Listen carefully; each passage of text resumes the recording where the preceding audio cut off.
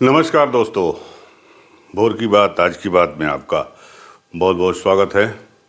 सुबह के 8:02 हो गए हैं और हम आपके साथ इस वक्त जुड़ चुके हैं। उम्मीद है कि आप भी हमसे जुड़ चुके हैं। जो लोग जुड़ चुके हैं उनको मेरा प्रणाम है। जो लोग बाद में मुझे अपने साथ जोड़ेंगे या मेरे साथ जुड़ेंगे उनको भी मेरा प्रणाम है। कि मोदी जी के बारे में चर्चा भी काफ़ी तेज़ हो गई है और एक चर्चा चल रही है। अभी मैंने जिसका जिक्र किया एक्स का और यानी ट्विटर का, तो उस पर एक हैशटैग चल रहा है कि गो बैक मोदी। तो उसमें हैशटैग जो चल रहा है उसमें वो ट्रेंड कर रहा है ट्विटर पे या है मतलब एक्स पे। तो उसमें ज़्यादातर जो लोग उसमें सम्मिलित हो रहे हैं या उसको रिट्वीट कर रहे हैं या पोस्ट कर रहे हैं, रिपोस्ट कर रहे हैं या लिख रहे हैं कुछ, वो तमिल भाषा में, और ये काफ़ी तेज़ी से ट्रेंड कर रहा है। तो चलिए दोस्तों, बात करते हैं आज मोदी जी के बारे में। फिर से ट्विटर पे ट्रेंड कर रहा है, ट्विटर मतलब एक्स, पहले इसका नाम ट्विटर था, अब तो एक्स हो गया है, हैशटैग मोदी गो बैक। अब मोदी भैया गो बैक, गो बैक का मतलब क्या होता है कि वापस जाओ। तो मोदी कहाँ जा रहे हैं? फिलहाल तो मोदी अभी दिल्ली में हैं और 30 तारीख को अयोध्या आ रहे हैं। लेकिन जो ये ट्रेंड चला रहे हैं उनके चलाने का मतलब ये है, जो मेरी समझ में आया, अब आपकी समझ में जो आता हो तो मैंने उसके बारे में मुझे आइडिया नहीं है, लेकिन मेरी समझ में जो आया वो ये है कि मोदी वापस जाओ, मोदी को हटाओ, मोदी हटाओ। तो मेरा सवाल उत्तर ये है कि क्या हैशटैग चलाने से या मुहिम चलाने से, वो भी सोशल मीडिया पर, क्या मोदी हट जाएंगे, मोदी भाग जाएंगे, मोदी हार जाएंगे? असंभव। ये तो वैसे ही है जैसे फ्रस्ट्रेशन, या यूँ कहें हमारी भाषा में कि खिसियानी बिल्ली खंभा नोचे। तो ये खंभा नोच रहे हैं ये एक्स पोस्ट पर जो लोग ये ट्रेंड चला रहे हैं हैशटैग गो बैक मोदी। तो वो खंभा नोचते नोचते नोचते नोचते खुद ही बैक हो जाएंगे। तो क्यों हो जाएंगे और क्यों मोदी जो है जमे रहेंगे, खड़े रहेंगे, मजबूती से बने रहेंगे? दो चार चीज़ें हैं, दो चार कारण हैं, कम से कम 4-5 कारण तो ऐसे है ही हैं जिसकी वजह से फिलहाल आज की तारीख में मोदी का कोई तोड़ नहीं है। और ये बात अंदर अंदर सब लोग समझते हैं, लेकिन फिर भी लगे रहते हैं कि किसी तरह से जो है इनको पटकनी दी जाए। लेकिन ये ऐसा मुमकिन नहीं है। मोदी अभी अगले 5 साल तक तो आप भूल जाइए। मेरा तो कहना है कि अगले 10 साल तक जो है आप मोदी को नहीं हरा सकते, मोदी को वापस नहीं भेज सकते, और मोदी आपकी छाती पे बैठ के मूंग दलते रहेंगे। बहुत से कारण हैं, बहुत से कारण हैं। उसमें सबसे बड़ा कारण है, जो मैं अभी समाजवादी पार्टी की बात कर रहा था, हिंदुओं को अपने साथ जोड़ना। भारतीय जनता पार्टी शुरू से राम के नाम पे वोट मांगती आई है या राम के नाम पे राजनीति की, ये तो सभी जानते हैं, सभी करते हैं। लेकिन मोदी ने वो किया पिछले 9-9.5 सालों में कि उन्होंने राम के नाम को हिंदू अस्मिता से जोड़ दिया और हिंदुओं को इस बात का एहसास दिलाया कि वो अपने ही देश में दोयम दर्जे के नागरिक नहीं हैं, जैसा कि पिछले 75 सालों से उनके साथ होता आ रहा है। और जिन लोगों ने राज किया स्टेट में चाहे सेंटर में, उन लोगों ने जो है दूसरे समुदाय को भी उतना ही महत्व दिया, या कहीं कहीं आप यूँ कहिए कि उनको ज़्यादा महत्व दिया, और आपको कहा कि आप पंथ निरपेक्ष बने रहिए। धर्म निरपेक्ष के नाम पर आपको सप्रेस किया गया, मतलब प्रताड़ित। सप्रेस इंग्लिश वर्ड है, हिंदी में प्रताड़ित तो नहीं कह सकते, लेकिन हाँ आपको थोड़ा सा गम खा के रहो भैया, लेकिन जो हमारे बोलचाल में कहा जाता है कि गम खा के रहो, तो गम खा के रहते रहे लोग। लेकिन मोदी ने आते ही उस गम खाने को हटा दिया, मिटा दिया, और कहा कि नहीं, आपको गम नहीं खाना है, आप सुपीरियर हैं, आप ऊपर हैं। और इस चीज़ को उन्होंने देशव्यापी भावना बना दी। और देशव्यापी का मतलब कम से कम जहाँ जहाँ से बीजेपी जीती है। तो पहला तो ये कारण था जिसकी वजह से लोग जो हैं मोदी के साथ जुड़े हुए हैं और मोदी के साथ खड़े हुए हैं। एक चीज़ और है, राम मंदिर की बात कही मैंने। राम मंदिर एक ऐसा विवाद, एक ऐसा कानूनी विवाद जो लोग खुद ही कहते हैं कि 400 साल 500 साल जो भी हो, लेकिन मैं तो होश संभाला हूँ तो वो 83, 84 या 87 से चल रहा है ये मामला। इस मामले को किसी भी राजनीतिक दल ने सुलझाने की कोशिश नहीं की जब वो सत्ता में था या सत्ता में आया। चाहे कोई भी रहे हो, मैं किसी का नाम नहीं लेना चाहता हूँ और ना ही ये कहना चाहता हूँ, जो काम होता है कभी कभी अपने समय पे ही होता है। तो ये काम मोदी के समय में होना था और मोदी के हाथों होना था, मोदी के कार्यकाल में होना था, और मोदी ने इस विवाद को ख़त्म करा दिया सुप्रीम कोर्ट के जरिए। सुप्रीम कोर्ट से आदेश हुआ राम मंदिर नवंबर मेरे ख्याल से 2019 में, और अगस्त में जो है 2021 में जो है 2019 में ही जो है अगस्त में इसकी जो है भूमि पूजन हुआ, जिसमें मोदी जी खुद आए थे। तो एक बहुत बड़ा विवाद और हिंदुओं की आस्था से जुड़ा विवाद जो है, आप कोई भी किसी आप मुंह पे भले कहें किसी से कि साहब ये है वो है ऐसा है, लेकिन हर आदमी अंदर से किसी हिंदू ने इसका विरोध तो नहीं किया होगा मेरे ख्याल से, वो चाहे किसी भी पार्टी से ताल्लुक़ रखता हो, चाहे वो किसी भी विचारधारा से ताल्लुक़ रखता हो। तो ये एक बड़ा काम था। कुछ एक काम है जो मैं बता रहा हूँ जिसकी वजह से आप जो है नहीं गो बैक कर सकते, मोदी को बैक नहीं कर सकते। आपको मोदी को बैक करने के लिए मोदी से आगे बढ़ना होगा। दूसरा काम जो मोदी ने किया वो 370 था। क्यों भाई, हम उत्तर प्रदेश के लोग जो है भारत के नागरिक हैं, भारत के संविधान के मानने वाले हैं, भारतीय संविधान के अनुसार हम भारत का अटूट हिस्सा हैं, और आप हमारे अटूट हिस्सा नहीं हैं हमारा मस्तक होने के बावजूद। जी हाँ, मैं बात कर रहा हूँ धारा 370 की। धारा 370 को मोदी जी ने हटाया। बड़ा विरोध हुआ, बड़ा अभी भी हो रहा है कि साहब ये है वो है, ऐसे है वैसे है, ये जब विलय हुआ तो वैसे, जब विलय हो गया तो हो गया। यही बात सुप्रीम कोर्ट ने कही कि जब विलय हो गया तो आपका अलग झंडा क्यों, आपका अलग संविधान क्यों, आपको भारतीय संविधान में रहना होगा जैसे हम रहते हैं, उत्तर प्रदेश के लोग, बिहार के लोग। तो इसने भी कहीं ना कहीं लोगों के अंदर प्राइड की भावना दी। मैं पॉइंट की बात कह रहा हूँ, मैं बड़ी खरी बात कह रहा हूँ। मैं मोदी का कोई प्रशंसक नहीं हूँ, या मोदी का मैं मुरीद नहीं हूँ, या मैं मोदी का जो है वो कहते हैं ना गोदी मीडिया ओदी मीडिया, या मोदी का फॉलोअर, ऐसा कुछ नहीं है। मैं अपने घर में बात करता हूँ, अपने लोगों से बात करता हूँ, अपने दोस्तों से बात करता हूँ, अपने रिश्तेदारों से बात करता हूँ। जो वो लोग कहते हैं, जो उनके कहने से और क्यों प्रभावित हैं वो मोदी से, तमाम मुद्दे हैं जो मुद्दे विपक्षी पार्टियाँ उठा रही हैं, राहुल गांधी उठा रहे हैं, लेकिन उसके बावजूद उनको भी ये मुद्दे समझ में आते हैं। महंगाई का है, बेरोजगारी का है, गरीबी का है, जो भी है, लेकिन बावजूद इसके वो मोदी के साथ क्यों खड़े हैं। ये 2-3 कारण हैं जो मैं आपको बता रहा हूँ कि ये वजहें हैं जिसकी वजह से लोग जो है मोदी के साथ अभी तक खड़े हैं। 2 तो ये हो गए। तीसरा सीएए भी एक मुद्दा आप कह सकते हो, सीएए का मुद्दा। लेकिन उसके पहले मैं बताना चाहूँगा कि राम मंदिर का तो मामला ख़त्म हो गया, तो अब नया क्या चल रहा है। अयोध्या तो झांकी है, काशी मथुरा बाकी है। तो जी हाँ, अयोध्या का मसला तो ख़त्म हो गया। अयोध्या में तो अब 30 तारीख को पीएम जहाब को दी आ रहे हैं, और अगले 22 तारीख को तो वहाँ पे वो हो जाएगा, उद्घाटन हो जाएगा रामलला के मंदिर का, रामलला की प्राण प्रतिष्ठा हो जाएगी। अयोध्या का काम हो गया पूरा। बचा कौन? काशी और मथुरा। काशी में भी मोदी जी ने जो है कॉरिडोर बनवा दिया फर्स्ट क्लास। अब ज्ञानवापी का मसला जो है वो करीब करीब सेशन कोर्ट में समाप्ति की ओर बढ़ रहा है।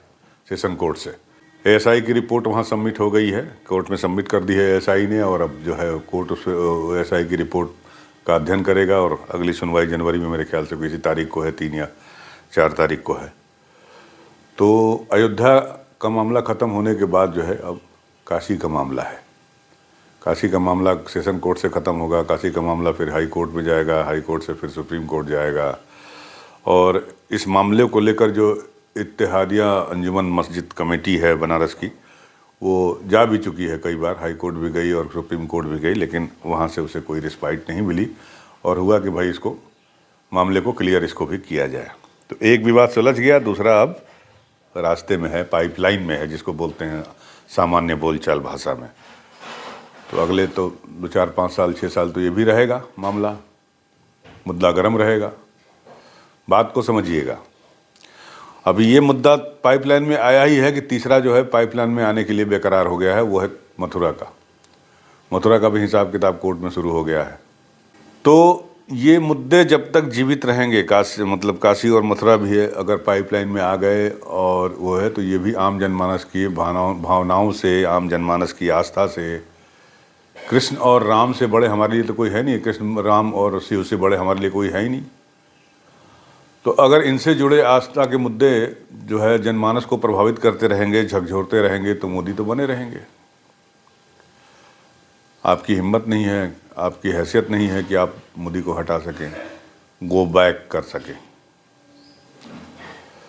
ये तीसरा कारण जो है मेरी समझ में आता है जो मोदी को इंटैक्ट किए हुए है। चौथा कारण, वो भी एक बड़ा कारण है, मोदी जी लगातार जो है इसको मंचों से उठाते भी हैं अपने भाषण के दौरान, वो है परिवार। मोदी का कोई परिवार नहीं है, या मोदी का परिवार है भी तो मोदी का परिवार को मोदी के प्रधानमंत्री होने से या मुख्यमंत्री होने से कोई फ़ायदा नहीं है, ऐसा लोग कहते हैं। मैं तो गुजरात गया नहीं कभी, मैंने देखा नहीं है, मैं अहमदाबाद नहीं गया हूँ, मैं गांधीनगर नहीं गया हूँ, लेकिन कभी मोदी के ऊपर परिवार को फ़ायदा पहुंचाने के आरोप नहीं लगे मेरे ख्याल से, अभी तक मैंने नहीं सुने हैं। अगर कहीं कोई अपवाद हो तो मैं नहीं कह सकता, लेकिन ऐसा नहीं है जैसा कि रॉबर्ट वाड्रा को लेकर लगा है कांग्रेस के परिवार पर, सोनिया गांधी के ऊपर लगा है। वैसे ही हाल हमारे योगी जी का है। साधु संत आदमी, बाबा आदमी जब मनाता है लकड़ी उठाते हैं, गोरखपुर निकल जाते हैं मंदिर में। तो पब्लिक के अंदर ये परसेप्शन है। मैं अपने घर के लोगों से जो बात करता हूँ, आम लोगों से बात करता हूँ, पढ़े लिखे अनपढ़ से भी, पढ़े लिखे अफसर से भी, सबसे, जो उनको परसेप्शन अभी चल रहा है उनके दिमाग में मोदी को लेके, योगी को लेके, बीजेपी को लेके, खासकर बीजेपी से ज़्यादा इन दो चेहरों को लेके और मोदी को लेके। बात तो आज मोदी की हो रही है। तो उनका ये कहना है कि भैया उसको किसी का न उधोस लेना है न माधोस देना है। वो आप चिल्लाते रहिए अडानी अडानी, अडानी को ये दे दिया, अडानी को वो दे दिया, अडानी को वो कर दिया, अडानी को ऐसे कर दिए, अडानी को वो कर दिए, तो उससे क्या फ़र्क पड़ता है? अपने घर के लोगों को तो किया नहीं। बिजनेसमैन है, इंडस्ट्री वाले हैं, कर रहा है तो ठीक है, सभी पार्टियां करती हैं, ऐसा लोगों का कहना है कि जो भी पार्टी सत्ता में आती है वो उद्योगपतियों को फ़ायदा पहुंचाती है, सिवाय एक पार्टी के, जो है वो बहुजन समाज पार्टी, जो शुरू से ही कॉरपोरेट फंडिंग से को अवॉइड करती आई है। बाकी सारी पार्टियां जो है वो होती हैं। यहाँ तक कि समाजवाद की बात करने वाली समाजवादी पार्टी को भी मैंने देखा है मुंबई से बड़े बड़े उद्योगपतियों को यहाँ अमर सिंह के जरिए बुलाते हुए, उनसे मिलते हुए, उनके साथ बैठते हुए। तो हर पार्टी अपने प्रदेश के विकास के लिए, देश के विकास के लिए जो है वो इंडस्ट्रियल घराने से संबंध रखती है, औद्योगिक घरानों से संबंध रखती है, औद्योगिक घरानों से चंदा लेती है। तो मोदी भी कर रहे हैं, तो इसमें लोग कहते हैं कि इसमें बुरा क्या है? क्या है बुरा इसमें? सभी करते हैं, मोदी भी कर रहे हैं। तो ये एक चौथा कारण है जो कि मोदी को इंटैक्ट खड़ा किए हुआ है, मोदी की वापसी के सारे रास्ते बंद किए हुए हैं। आखिरी कारण तो बहुत से हैं, लेकिन जो मुख्य कारण है मैं वो बता रहा हूँ। सेंटिमेंट का मैं बता दिया कि सेंटिमेंट कैसे जुड़ा है मोदी के साथ, आस्था कैसे जुड़ी है मोदी के साथ, अब पेट कैसे जुड़ा है मोदी के साथ। आप रोजगार की बात करते हो, आप गरीबी की बात करते हो, आप महंगाई की बात करते हो, तो इन सारे मुद्दों से ऊपर तो अस्मिता वाली मुद्दा आ जाती है कि नहीं भाई हैं तो ठीक है, बाकी तो हम देख लेंगे। वो है 5 किलो अनाज, मुफ्त अनाज। कोरोना काल में जो उन्होंने योजना शुरू की और वो जो अभी तक लोगों को मिल रहा है, कम से कम गरीबों को बिना किसी भेदभाव के मिल रहा है। ये नहीं कि वो ईसाई है तो उसको नहीं मिल रहा है, वो मुसलमान है तो उसको नहीं मिल रहा है, वो दलित है तो उसको नहीं मिल रहा है, वो पिछड़ी जात से है तो उसको नहीं मिल रहा है, वो अगड़ी जात से है तो उसको नहीं मिल रहा है। सबको मिल रहा है, जिसका कार्ड बना है उसको मिल रहा है, राशन कार्ड। तो ये एक लोगों के अंदर है। बाकी उज्ज्वला योजना जो है वो तो है ही है, उसके बारे में चर्चा ज़्यादा नहीं करेंगे। लेकिन ये राशन जो मुफ्त दे रहे हैं और साथ ही साथ उनके बीजेपी शासित प्रदेशों में जो 30 किलो और 35 किलो राशन मिल रहा है, इसके अलावा ये हमारे यहाँ योगी जी 35 किलो दे रहे हैं। और साथ ही साथ किसान सम्मान योजना, किसानों के खाते में डायरेक्ट जो बेनिफिट कर रहे हैं, पैसा जा रहा है। वो सुना है कि वो सम्मान राशि अब बढ़ने भी वाली है, 6,000 से 12,000 रुपये होने वाली है। तो चलिए कुछ तो आया। कभी कभी 100 रुपये भी अगर जेब में आ जाएं और आपके पास बिल्कुल पैसा ना हो और 100 रुपये जेब में कहीं से आ जाएं, या आने की उम्मीद हो कि भाई परसों नरसों ये पैसा आ जाएगा हमारे 100 रुपये, तो आदमी प्लान बना लेता है कि भैया 100 रुपये मिलेगा तो हम क्या करेंगे। कोई भी रकम छोटी नहीं होती। आप इसको देख सकते हैं, जो लोग पैसे के लिए कमाने के लिए जूझते हैं उन्हें पता है कि 100 रुपये की वक़्त क्या है, 1000 रुपये की वक़्त क्या है। तो ये सब कुछ कारण हैं जिसकी वजह से जो है आप मोदी को फिलहाल तो नहीं हटा सकते, न भगा सकते हैं, न मोदी हार सकते हैं। आपको मोदी को हराना है तो आपको मोदी से एक बड़ी लकीर खींचनी होगी। सबसे मतलब एक इम्पॉर्टेंट सबसे जो है वो तो मैंने आपको चर्चा ही नहीं की और उसकी ज़रूरत भी नहीं थी चर्चा करने की, लेकिन ये है कि लोग पूछते हैं कि ठीक है आपकी बात सारी सही है, आप जो कहते हो सारे आरोप लगाते हो वो सारे आरोप सही हैं, सब कुछ सही है, लेकिन बताओ मोदी की जगह किसको वोट दें? क्योंकि मोदी के बराबर लकीर खींचने वाला फ़िलहाल अभी कोई दिखाई नहीं दे रहा है। जब तक कोई बंदा मोदी के लकीर से बड़ी लकीर नहीं खींचता या उसके बराबर की लकीर नहीं खींचता, तब तक जो है आप मोदी को नहीं हरा सकते हैं। आप देते रहिए गाली मोदी को, कोई फ़र्क नहीं पड़ेगा। आम आदमी के परसेप्शन पर कोई फ़र्क नहीं पड़ेगा कि मोदी नहीं तो कौन। फ़िलहाल मतलब आज की तारीख में इस इलेक्शन की मैं बात कर रहा हूँ कि लोग यही पूछते हैं, मेरे घर वाले पूछते हैं कि ठीक है तुम कह रहे हो कि बहुत मोदी ने ये नहीं किया, मोदी ने वो नहीं किया, मोदी ने वैसा नहीं किया, तो क्या करें, किसको वोट दें? बाकी सब तो उससे भी गए गुजरे हैं। तो आपकी समस्या ये है, मैं विपक्ष की बात कर रहा हूँ, कि आप मोदी का विकल्प नहीं तैयार कर पा रहे हैं। आपने गठबंधन बनाया, आप गठबंधन 3 महीना आपका जो है सोता रहा, स्लीपिंग मोड में रहा है। चुनाव आया तो आपस में लड़ने लगे। चुनाव के बाद एक बैठक हुई तो उसमें एक नया नाम सामने आ गया, खड़गे साहब का। उसके बाद जो है अखिलेश अलग राग अलाप रहे हैं, अरविंद केजरीवाल अलग राग बना रहे हैं, विपासना में चले गए हैं। तो लोग देख रहे हैं, समझ रहे हैं कि आप क्या कर रहे हैं। आपने जाति का मुद्दा उठाने की कोशिश की, आपने हिंदू कार्ड, जो सो कॉल्ड हिंदू कार्ड अगर बीजेपी खेल रही है या मोदी खेल रहे हैं, तो आपने उसको जातिवाद कार्ड से काटने की कोशिश की, वो फेल हो गया आपका। मध्य प्रदेश में, राजस्थान में, छत्तीसगढ़ में क्या करेंगे आप? लोकसभा में भी जाति कार्ड चलाएंगे? चलाइए। जाति से, गरीबी से, महंगाई से, तमाम बेरोजगारी से, तमाम चीज़ों से उठकर कि हमको जो है श्रेष्ठता की भावना दिखाई है नरेंद्र मोदी ने, नरेंद्र दामोदर दास मोदी ने। ये मेरे तो पिछले 3-4 साल 5 साल का एक्सपीरियंस है, जो मैं लोगों से मिलता हूँ, बात करता हूँ। लोगों के अंदर आधी रोटी खाएंगे लेकिन मोदी को लाएंगे, ये भावना है। किस लिए है? कि उनको ये समझ में आता है कि मोदी ही हमको जो है इस समाज में ऊंचे स्थान पर ले आए हैं, या ऊंचे स्थान पर बरकरार ले आए हैं तो बरकरार रखेंगे। तो ये भावना जब तक आप लोगों में नहीं जगा पाओगे कि नहीं हम मोदी से ज़्यादा आपका ख्याल रखेंगे और आपका समाज में उच्च स्थान बरकरार रहेगा, तब तक आप मोदी को नहीं हरा सकते हैं। असंभव है, नामुमकिन है। मोदी गो बैक नहीं होगा। आप सोचिए आपको क्या करना है। आप सोचिए कि कैसे मोदी के सामने एक नई पर्सनैलिटी, एक मजबूत पर्सनैलिटी, एक विराट व्यक्तित्व हम खड़ा करें, जो समाज के लोगों को ये विश्वास दिला सके कि नहीं हम सिर्फ उनके नहीं हैं, जो कल तक उनके साथ बदमाशी करते हैं, जो भी करते हैं, खैर वो बात छोड़ दीजिए। आपको एक बड़ी लकीर खींचनी होगी, अल्टीमेटली लास्ट लाइन यही है। तो सोचिए, विचारिए और खड़ा करिए अपने आप को मोदी के कद के बराबर होने के लिए। बाकी आप समझदार हैं, ज्ञानी हैं, आप लोग पंडित हैं। मैंने तो वही कहा जो मैंने अपने आसपास देखता हूँ, सुनता हूँ, समझता हूँ, और सिर्फ अनपढ़ और छोटे लोगों से नहीं, बड़े बड़े अफसर से भी, बड़े बड़े लोगों से भी। तो फिलहाल इस वीडियो में इतना ही। आप सोचिएगा मेरी बातों पर। अगर आपको मेरी बात अच्छी लगी हो तो मेरे चैनल को लाइक ज़रूर करिएगा, सब्सक्राइब ज़रूर करिएगा। मिलते हैं आपसे अगले वीडियो में, तब तक के लिए नमस्कार।